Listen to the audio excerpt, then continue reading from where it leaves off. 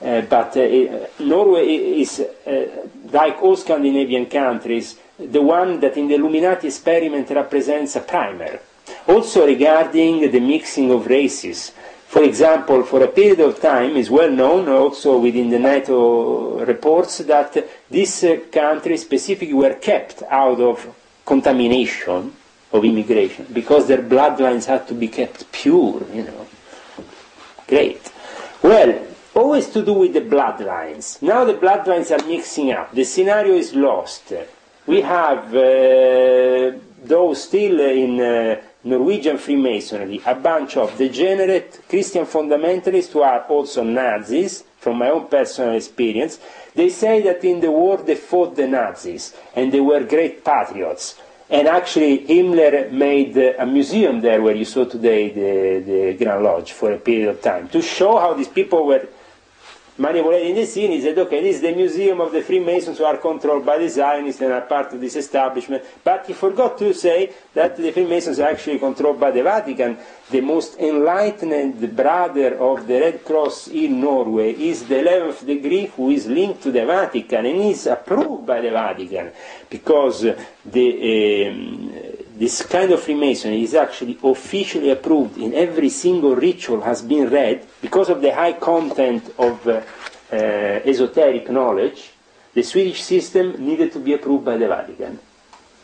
Because they had to leave the last blessing on top of this system. So a Freemason from France, so an officer from France, went with all the rituals to the Pope and showed the Swedish Rite rituals and said, you approve, His Excellency, this ritual, you know? He approved. That's it.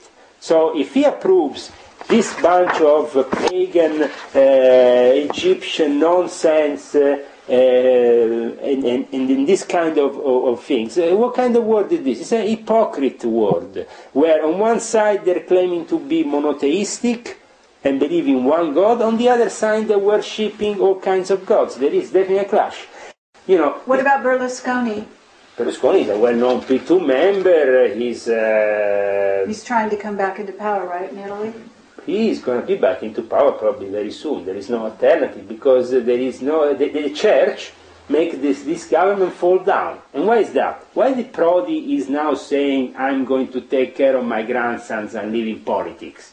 Because he did one wrong thing to the Pope, and the Pope the week after made the government fall down. The Pope was supposed to have a lecture at the University of Rome, La Sapienza.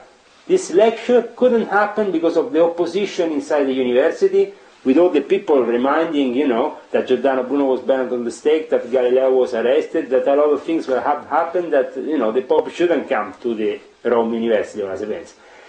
So he didn't go. But the week after, he managed, with the Christian Democrats of Mastella, to make the government fall down. And Prodi now is going to go and play cricket. You know, or play golf or whatever. I mean, it's not going to be anymore into the field of politics, because he rebelled once.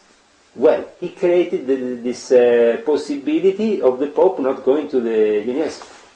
That's not... You know, I mean, that shows you the power of the Pope. The Pope doesn't have to talk much.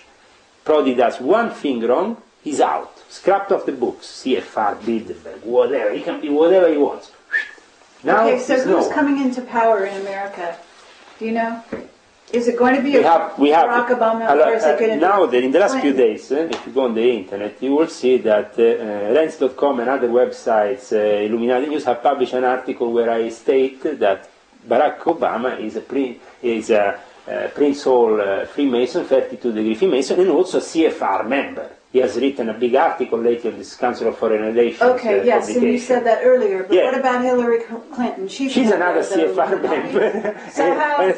It's like, you know, there is no difference really between these candidates, who they are, who is the background. People say, but the guy is black. No, the guy is black. The guy is even related to Bush and Clinton, to Bush and Dick Cheney, you know. I mean, it's not really like we're really searching for somebody who is, you know, coming from another planet. He's coming from the same environment. You know, it's a human like everybody else, probably a more innocent guy than others, so he's more easy to manipulate, because the moment in which they want to implement true fascism, is the moment in which they will make you believe that anti-fascism is in place.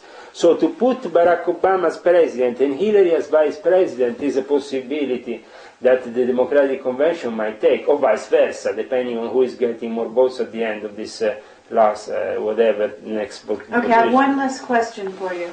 But definitely McCain is not going to win. Why? Because George Hugo Ballesteros stated, director of the government of New York, these elections we support the Democrats. So Republicans are not on the list of support of the Illuminati. They can't make it. McCain can climb walls, can do whatever he wants. He's not going to become anything. Poor guy's too old already. Okay. Leonardo da Vinci. He was a member of the Illuminati or no? Definitely a guy like him is an Illuminati. It's natural, you see, he's Illuminati. I mean, he's Illuminati, the whole concept around him, the guy was a genius. The problem is that from there to make him the Grand Master of a Priory of Zion, totally fictitious. What was the Priory of Zion?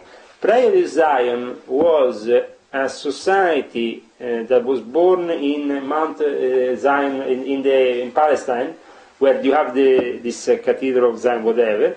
And basically what happened was this order lasted for a very short period of time. And people say, where is the Priory of Zion today? Priory of Zion, if you go and search on the history books, has melted in with the Jesuits. Mm-hmm. It doesn't exist any priory.